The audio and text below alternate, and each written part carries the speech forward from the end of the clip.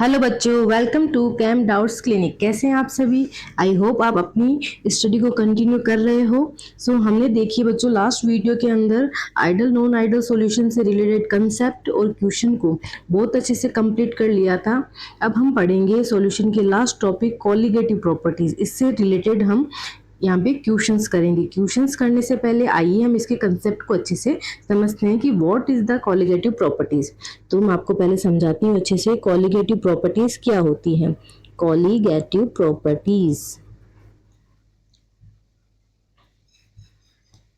अब देखिए colligative properties होगी। कॉलिगेटिव प्रॉपर्टीज को डिफाइन कैसे किया जाता है कि इसको अपन पहले देख, सपोज दैट मेरे पास ये सॉल्यूशन है, ये मैंने एक सॉल्यूशन लिया, सॉल्यूशन है और इसके अंदर क्या है, सॉल्यूशन कैसे बनता है जब सॉल्यूट को सॉल्वेंट में ऐड करते हैं। सपोज दैट ये मैं जो दिखा रही हूँ डॉट से, ये सॉल्यूट पार्टिकल्स हैं। तो जो कॉलिगेटिव प्रॉपर्टीज होती है, फर्स्ट चीज याद रखना, कॉलिगेटिव प्रॉपर्टीज होती है ये डाइल्यूट सॉल्यूशन के लिए होती है। ये डाइल्यूट सॉल्यूशन के लिए होती है, कंसंट्रेटेड सॉल्यूशन के लिए नहीं। डाइल्यूट सॉल्यूशन पे अप्लाई किया जा सकता है कॉलिगेटिव प्रॉपर्टीज को। ये तो है इसकी फर्स्ट बात। सेकंड देखिए बच्चों, जो डाइल्यूट सॉल्यूशन है ये है सॉल्यूशन की फिजिकल प्रॉपर्टीज होती है। हम यहाँ पे फिजिकल प्रॉपर्टीज की बात करते हैं। ये सॉल्यूशन की किस प्रकार की प्रॉपर्टीज है? Physical properties of solution. Physical properties of solution, जैसे वेपर प्रेशर क्या होगा उसका, उसका बॉइलिंग पॉइंट क्या होता है, उसका फ्रीजिंग पॉइंट क्या होता है, उसका ऑस्मेटिक प्रेशर क्या होगा, ये अपन यहाँ पे पढ़ेंगे। तो फर्स्ट हमने क्या पढ़ा, जो कॉलिगेटिव प्रॉपर्टीज होती है, फर्स्ट हमने पढ़ा जो कॉलिगेटिव प्रॉपर्टीज होती है ये डाइल्यूट सॉल्यूशन के लिए होती है और ये सॉल्यूशन की फिजिकल प्रॉपर्टीज को बताती हैं। अब नेक्स्ट अपन पढ़ते हैं कॉलिगेटिव प्रॉपर्टीज होती है ये शो करती है नंबर ऑफ, इसको मैं कंप्लीट लिख देती हूँ, इसको शो करती है number of solute particle, number of, sorry solution लिख दिया, सोल्यूट पार्टिकल्स होगा, number of solute particle. It means किसी भी सॉल्यूशन की प्रॉपर्टीज है ये। प्रॉपर्टीज किसकी है? पूरे सॉल्यूशन की। और ये डिपेंड किस पे करती है? इस सॉल्यूशन में present number of solute particles पे, सॉल्वेंट पार्टिकल्स पे नहीं, नंबर ऑफ सोल्यूट पार्टिकल्स पे। तो आप क्या कहेंगे, कॉलिगेटिव प्रॉपर्टीज होती हैं ये नंबर ऑफ सोल्यूट पार्टिकल पर डिपेंड करती हैं। अब आइए, अब इसमें अपन क्या कहेंगे, इसमें एक लाइन में और ऐड कर देती हूँ ताकि आपको कंफ्यूज ना हो। कॉलिगेटिव प्रॉपर्टीज जो होती हैं, इसको स्टार बना के लिखते हैं। कॉलिगेटिव प्रॉपर्टीज जो होती हैं यह नेचर, सोल्यूट पार्टिकल का जो नेचर होता है, इट मीन्स कैसा भी नेचर हो, कैसा भी सोल्यूट है, कोवेलेंट है, आयनिक है, इसके नेचर पे डिपेंड नहीं करती।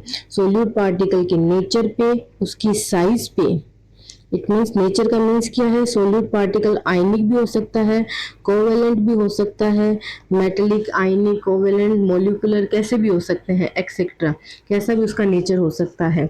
साइज जो होती है, साइज ऑफ सोल्यूट पार्टिकल्स कुछ भी हो सकती है, उस पर भी कॉलिगेटिव प्रॉपर्टीज डिपेंड नहीं करेगी। इट मीन्स मैंने इस साइज का ले लिया सोल्यूट पार्टिकल, या मैंने इतना बड़ा सोल्यूट पार्टिकल्स ले लिया, या मैं इसको इस साइज का ले लिया, चाहे मैंने इस साइज का ले लिया, आप चाहे किसी भी साइज के सोल्यूट पार्टिकल्स ले लो, सोल्यूट पार्टिकल की साइज पे भी कॉलिगेटिव प्रॉपर्टीज डिपेंड नहीं करती हैं। एक आती है shape of solute particle, shape of solute particle, solute particle की शेप पे भी कॉलिगेटिव प्रॉपर्टीज डिपेंड नहीं करती है। जैसे अगर मेरे पास सपोज इस टाइप का सोल्यूट पार्टिकल्स है और चाहे इस टाइप का सोल्यूट पार्टिकल्स हो, चाहे मेरे पास राउंड शेप का है, ट्राइंगल है, चाहे मेरे पास ऐसे है, कैसा भी आपके सोल्यूट पार्टिकल की आपके साइज चाहे कैसी भी हो, किसी भी शेप का हो, चाहे किसी भी साइज का हो, चाहे किसी भी नेचर का हो, शेप, साइज, नेचर, इन पे कॉलिगेटिव प्रॉपर्टीज डिपेंड नहीं करती है, नॉट डिपेंडेड, नॉट डिपेंड। तो इस चीज़ को ध्यान रखना। तो ये हुई कॉलिगेटिव प्रॉपर्टीज। मैंने आपको इसकी एक डेफिनेशन ना लिखा था, इसको पॉइंट्स में इसलिए आपको बताया है ताकि इसको एकदम डेप्थ से समझ सको, यहाँ से आप क्वेश्चन कभी गलत ना हो। तो इसको अपन वापस रिवाइज क्या करते हैं। देखिए कॉलिगेटिव प्रॉपर्टीज पढ़ाने के लिए मैंने आपको क्या बताया, सपोज दैट मैंने एक सोल्यूशन लिया हमेशा कोलिगेटिव प्रॉपर्टीज जो होती हैं ये अपन सॉल्यूशन के लिए पढ़ते हैं कि इस सॉल्यूशन की कोलिगेटिव प्रॉपर्टीज क्या होगी, किस सॉल्यूशन की प्रॉपर्टीज क्या, सॉल्यूशन की प्रॉपर्टी के लिए पढ़ते हैं। तो ये डिपेंड किस पे करती है, इस सॉल्यूशन में प्रेजेंट सोल्यूट पार्टिकल्स पे, सॉल्वेंट पार्टिकल्स पे नहीं, इसमें डिपेंड सोल्यूट पार्टिकल्स पे। वो भी डिपेंड कैसे, केवल नंबर ऑफ, केवल ये चीज हमेशा यहाँ पे ध्यान रखना, मैं इसको आपको हाइलाइटर से शो कर देती हूँ, ये चीज हमेशा केवल नंबर ऑफ सोल्यूट पार्टिकल। और मैं चाहती हूँ कि आप बच्चों इस चीज को ही केवल मेन याद रखें कोलिगेटिव प्रॉपर्टीज में, कि ये कोलिगेटिव प्रॉपर्टीज में आप मेन इस चीज को ध्यान रखें, नंबर ऑफ सोल्यूट पार्टिकल। जैसे ही कहीं भी आपकी कोलिगेटिव प्रॉपर्टीज आपको दिखे तो आपके दिमाग में फर्स्ट क्लिक होना चाहिए, ये बता रहा है नंबर ऑफ सोल्यूट पार्टिकल की बात कर रहा है। ये ना नेचर पे डिपेंड करती है, हमने क्या कहा, ये ना नेचर पे डिपेंड करती है कि सोल्यूट पार्टिकल का नेचर कैसा हो, कोई भी नेचर हो हमें कोई मतलब नहीं है, केवल हमें नंबर पे डिपेंड करना है। साइज कैसी हो उस पर भी नहीं, छोटी बड़ी कैसी भी साइज हो, solute particle colligative properties size पे डिपेंड नहीं करती, शेप पे डिपेंड नहीं करती, चाहे किसी भी शेप के सोलिड पार्टिकल्स हो सकते हैं। तो ये आपके माइंड में एकदम क्लियर हो गया होगा, nature of solute, size of solute and shape of solute, इस पे कोलिगेटिव प्रॉपर्टीज डिपेंड नहीं करती है। तो कोलिगेटिव प्रॉपर्टीज को अगर मैं साथ लिखना चाहूँ तो देखिए मैं कैसे लिखूंगी। तो अपन इस कोलिगेटिव प्रॉपर्टीज की डेफिनेशन देखिए, मैं यहाँ पे आपके नीचे लिख देती हूँ, इसको अपन अलग कलर से लिख लेते हैं, sorry.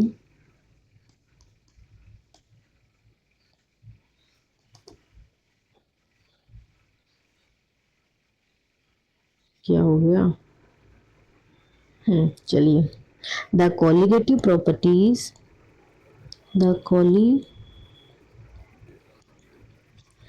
Colligative properties are physical properties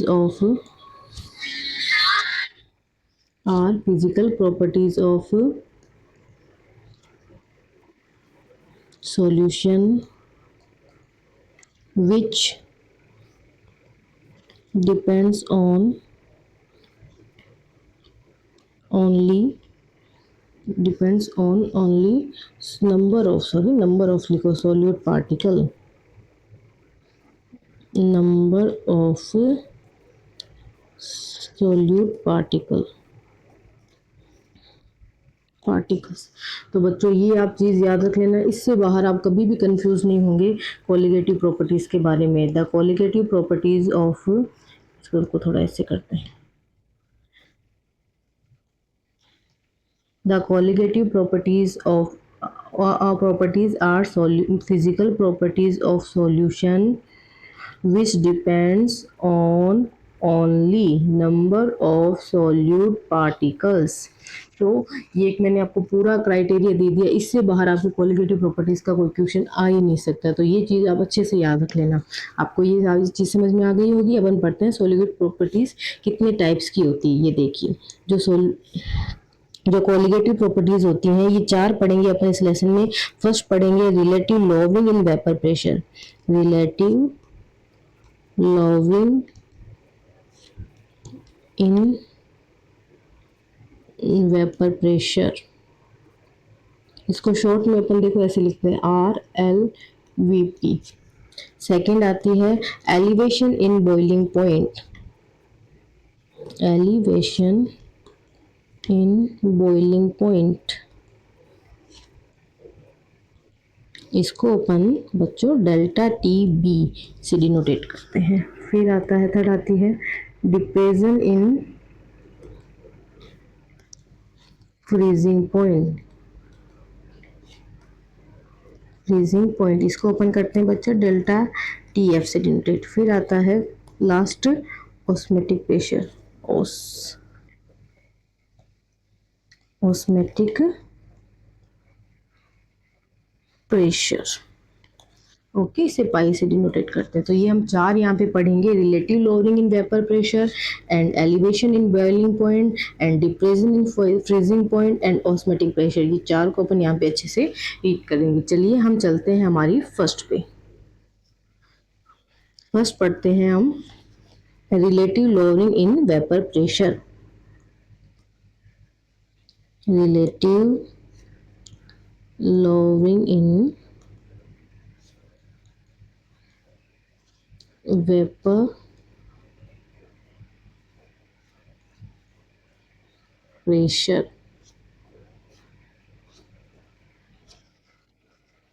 इसको मैं आपको एक डायग्राम से समझाती हूँ। सपोज दैट मेरे पास ये एक बीकर है,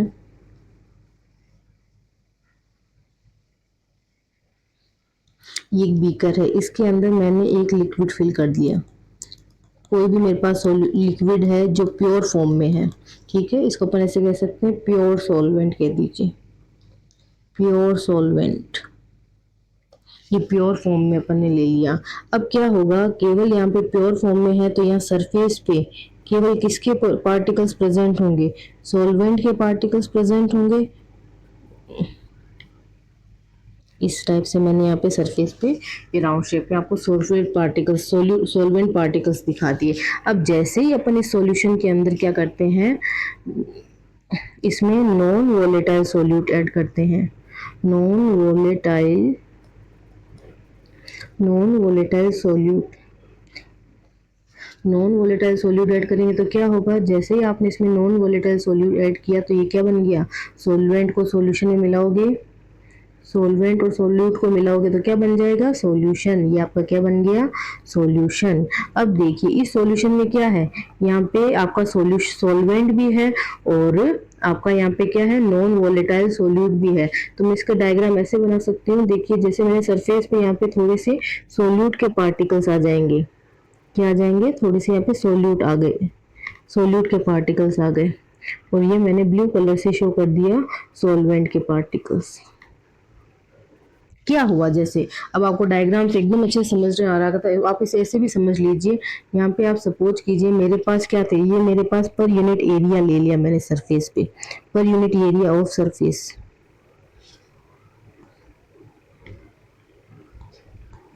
per unit area of surface लिया। तो सपोज दैट यहाँ पे 4 पार्टिकल्स हैं, यहाँ पे सॉल्वेंट के कितने पार्टिकल्स है, 4, और इसी सरफेस पे मैंने जैसे ले लिया तो यहाँ पे क्या है, 2 पार्टिकल्स सोल्यूट के हैं और 2 पार्टिकल्स सॉल्वेंट के हैं।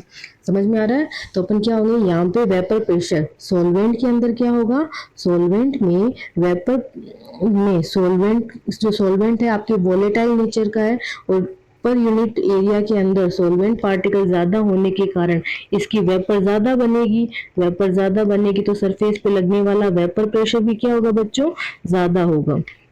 सरफेस पे लगने वाला वेपर प्रेशर क्या होगा, ज्यादा होगा। लेकिन जैसे ही अपन इसमें नॉन वोलेटाइल सॉल्यूट ऐड करते हैं, नॉन वोलेटाइल सॉल्यूट ऐड करने पर सरफेस पे पर यूनिट एरिया के अंदर क्या हो जाता है, मैं यहाँ पे इसको ऐसे लिख दूं, ब्लैक कलर से लिख देते हैं, पर यूनिट एरिया में, पर यूनिट एरिया में per unit area of solute है, जहां पर आपके मैं ब्रैकेट में लिखूँ, यहाँ पे सोल्यूट प्लस सॉल्वेंट दोनों के पार्टिकल्स प्रेजेंट है, जिससे सरफेस पे सॉल्वेंट के पार्टिकल्स कम होने से बनने वाली वेपर कम बनेगी, तो सरफेस पे लगने वाला प्रेशर भी क्या होगा, कम होगा। तो हमने इसको ऐसे सिंपल सी लैंग्वेज में कह दिया, प्योर सॉल्वेंट था, इसमें हमने नॉन वोलेटाइल सॉल्यूट ऐड किया तो सरफेस पे पार्टिकल्स कम हो गए, पार्टिकल्स कम हुए तो वेपर कम बनी, वेपर कम बनी तो वेपर के लिए लगने वाला प्रेशर भी क्या हो गया, कम हो गया। तो हमने यहाँ से एक लाइन कह दी मैंने कि जब किसी प्योर सॉल्वेंट में नॉन वोलेटाइल सॉल्यूट ऐड किया जाता है तो उस सॉल्यूशन का क्या हो जाता है, उस सॉल्यूशन का वेपर प्रेशर कम हो जाता है। देखिए मैंने यहाँ पे रिलेटिव लोअरिंग नहीं बताई है बच्चों, मैंने जो लाइन पढ़ी इन शब्दों को देखो, दोनों में अंतर है। लोअरिंग इन वेपर प्रेशर और relative lowering in vapour pressure दोनों ही डिफरेंट है।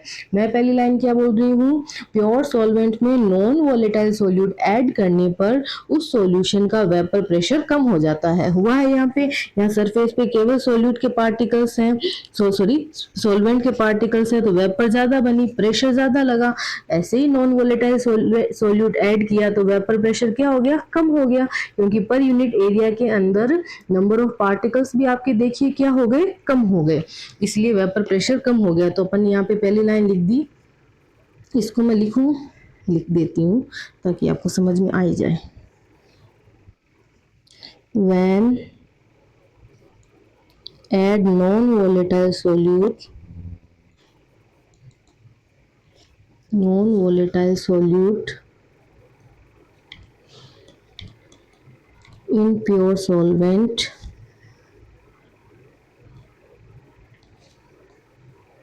decrease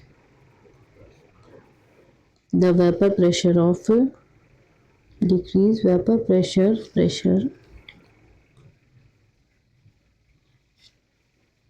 of solution।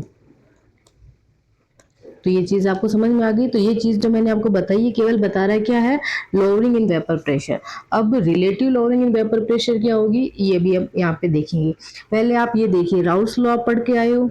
Raoult's law में हमने क्या कहा था, राउल्स लॉ क्या होता है, राउल्स लॉ में हमने कहा था जो प्रेशर होता है किसी भी जो वोलेटाइल सोल्यूट होता है, राउल्स लॉ में अपन ने क्या कहा था, राउल्स लॉ में कहा था जो नॉन वोलेटाइल सोल्यूट होता है, मैं इसको अलग से बना देती हूँ ताकि आपको समझ में आ जाए। राउल्स में क्या पढ़ा था, जो नॉन वोलेटाइल सोल्यूट वोलेटाइल जो सोल्यूट होता है उसकी सरफेस पे लगने वाला प्रेशर उस सॉल्यूशन में प्रेजेंट उसकी मोल फ्रैक्शन के प्रोपोर्शनल होता है। ये पढ़ा था, सरफेस पे लगने वाला प्रेशर उसकी मोल फ्रैक्शन के प्रोपोर्शनल होता है। ये हमने राउल्स लॉ में पढ़ा था। मैं वापस डिफाइन कर देती हूँ। The vapour pressure of each component is directly proportional to mole fraction present in a solution. ये हमने पढ़ा था। ठीक है, अब इसी चीज को मैं इस सॉल्यूशन पे अप्लाई कर देती हूँ। तो इस सॉल्यूशन पे लगने वाला जो ये प्रेशर है ये किसके प्रोपोर्शनल होगा, इस सॉल्यूशन में प्रेजेंट सॉल्वेंट के पार्टिकल की मोल फ्रैक्शन के। सॉल्वेंट के पार्टिकल को मैं एक मान लेती हूँ, सॉल्वेंट के पार्टिकल को मैं ए मान लेती हूँ सॉल्वेंट के पार्टिकल की मोल फ्रैक्शन की, क्योंकि आपका जो सोल्यूट है वो तो नॉन वोलेटाइल है, केवल सॉल्वेंट के ही वोलेटाइल है। तो मैं यहाँ पे क्या लिख सकती हूँ, जो वेपर प्रेशर होगा, इसको ब्लू कलर से लिखते हैं। तो मैं यहाँ पे देखिए बच्चों क्या लिख सकती हूँ, जो वेपर प्रेशर होगा सॉल्यूशन का लिख रही हूँ इसलिए पी एस लिख दिया। पी एस यहाँ पे ध्यान रखना किसका है, vapour pressure of solution, vapour pressure of solution, vapour pressure of solution हो गया ये पी एस। और ये किसके प्रोपोर्शनल होगा, इस जो सॉल्वेंट के मोल फ्रैक्शन के प्रोपोर्शनल होगा, क्योंकि केवल सोल्यूट ही आपका नॉन वोलेटाइल और सॉल्वेंट कैसा है, वोलेटाइल। तो मैं यहाँ पे क्या लिख सकती हूँ, mole fraction of A. Mole fraction of A यहाँ पे क्या शो कर रहा है, मैं ब्रैकेट में लिख देती हूँ, ये मोल फ्रैक्शन ऑफ सॉल्वेंट की है, particle mole fraction of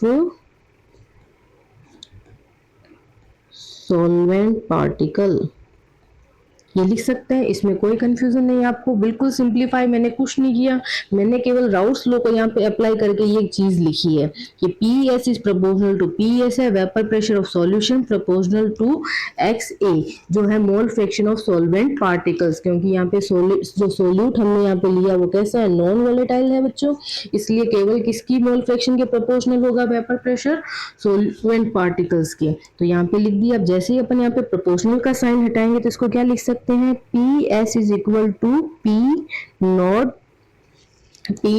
x A. Sorry X A सुंदर नहीं लिखा था, अच्छे से लिखते हैं इसको। एक्चुअली बच्चों ये होता काई है, लेकिन जर्नल में पढ़ाने में एक्स ए आ जाता है, एक्स ए बोल सकते हैं इसको, काई होता है। ये देखिए एक्स तो होता है ऐसे, काई में ये एक घुमा के फिर एक सीधा, इसको काई कहते हैं। चलिए हम आते हैं हमारे टॉपिक पे। तो P S is equal to P not X A लिखा जा सकता है। मैं यहाँ ब्रैकेट में लिख देती हूँ, पी नॉट क्या हो गया, प्योर सॉल्वेंट का। जब हमने सॉल्वेंट को प्योर फॉर्म में लिया था तो इसका वेपर प्रेशर क्या लग रहा था, ये वाला वेपर प्रेशर जो हमने शो किया वो है आपका पी नॉट। तो अपन क्या लिख सकते हैं, अपन यहाँ पे क्या लिख सकते हैं, वेपर प्रेशर, ये क्या है, वेपर प्रेशर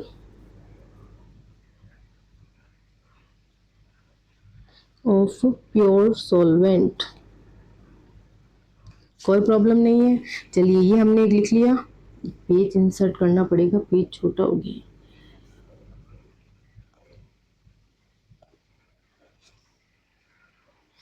तो हमने यहाँ पे क्या लिख दिया, वेपर प्रेशर ऑफ सॉल्वेंट। चलिए इसको थोड़ा फुल स्क्रीन कर लेते हैं।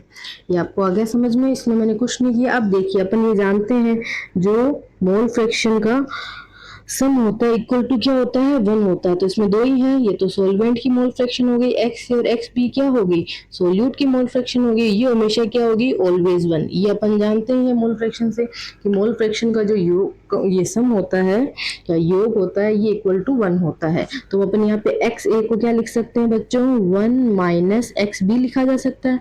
आप इसकी वैल्यू को यहाँ पे लिख दीजिए, तो क्या लिख दिया P S is equal to P not bracket में लिख दिया 1 माइनस एक्स बी। कोई प्रॉब्लम नहीं है इसमें, आप ऐसे लिख सकते हो। इसको मैं यहाँ नीचे लिख देती हूँ, देखिए और अपन इसको क्या लिख सकते हैं P S P not minus P not X B लिखा जा सकता है, इसमें भी कोई प्रॉब्लम नहीं है। अब अपन इसको अपोजिट साइड भेज देते हैं, तो देखिए क्या आ जाएगा P not minus P S is equal to P not X B लिखा जा सकता है, इसमें कोई आ जाएगा ना। देखो ये इधर चला जाएगा, ये इधर चला जाएगा, तो इसका नेगेटिव साइन पॉजिटिव हो जाएगा। और अब जब पी नॉट को इसके नीचे लेके आ जाएंगे तो क्या लिख सकते हैं P not minus P S upon P not is equal to X B. ये हमने एक फॉर्मूला जनरेट कर लिया। अब ये क्या कहता है देखिए यहाँ पे, इसको अच्छे से समझना, ये जो P not minus P S है ये क्या शो कर रहा है पी नॉट प्योर सॉल्वेंट का है, पी एस सॉल्यूशन का है, इन दोनों का डिफरेंस बताया। इट मींस ये बता रहा है कि वेपर प्रेशर कितना कम हो रहा है। शब्दों का ध्यान रखना, रिलेटिव वर्ड नहीं बोल रही हूँ मैं, केवल इतना बोल रही हूँ इसका वेपर प्रेशर कितना कम हुआ, तो ये क्या दर्शा रहा है lowering in vapour pressure, lowering in vapour pressure. अब आप क्वेश्चन ध्यान से पढ़िए, क्वेश्चन में पूछ रहा क्या है, पूछ रहा क्या उस अकॉर्डिंग आप लिखिए। तो फॉर्मूला आपको समझना बहुत जरूरी, P not minus P S बता रहा है लोअरिंग इन वेपर प्रेशर। हमने सॉल्वेंट और